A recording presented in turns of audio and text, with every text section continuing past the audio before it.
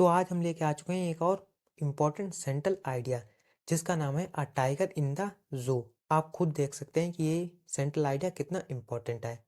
2022 के एक सेट में ये सेंट्रल आइडिया पूछा गया, वहीं 2023 के 4 सेटों में ये सेंट्रल आइडिया पूछा गया और 2024 में 3 सेटों में ये सेंट्रल आइडिया पूछा गया।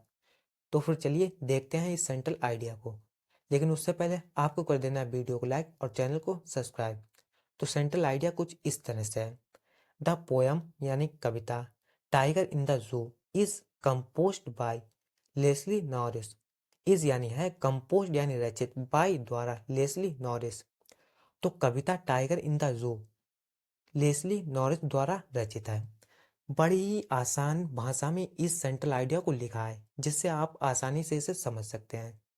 तो इन दिस पोयम, इस कविता में, the poet is trying to contrast between the two environments. चलिए समझाते हैं।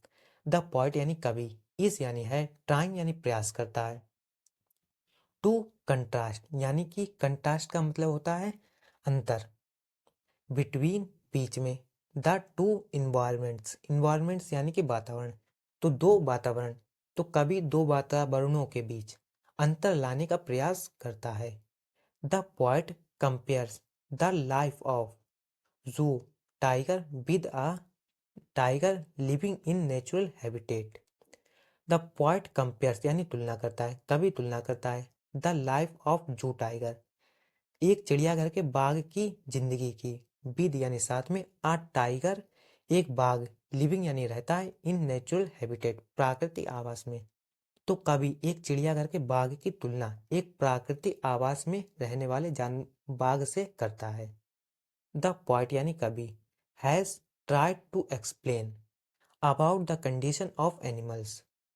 पोएट यानी कवि हैज ट्राइड यानी प्रयास करना, टू एक्सप्लेन यानी कि समझाने का, अबाउट बारे में, द कंडीशन यानी कि उनकी स्थिति, ऑफ एनिमल जानवरों की, तो कवि जानवरों की स्थिति दर्शाने का प्रयास करता है। whom human are making prisoner for their fun। तो whom यानी जिन्हें, human यानी कि इंसान, are making, making का मतलब बनाना, prisoner बंदी, for their fun अपने मजे के लिए, जिन्हें इंसान अपने मजे के लिए बंदी बनाते हैं।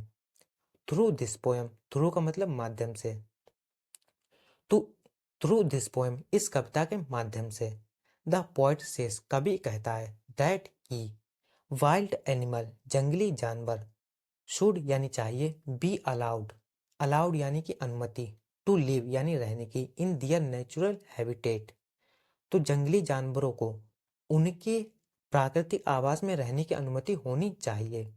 बिकॉज क्योंकि फ्रीडम यानी आज़ादी इज नॉट नहीं है, ओनली सिर्फ, डियर, डियर फॉर ह्यूमन यानी इंसानों को प्रिय, बट आल्सो टू एनिमल्स, तो कह सकते हैं हम लोग कि आज़ादी सिर्फ इंसानों को ही नहीं बल्कि जानवरों को भी प्रिय है।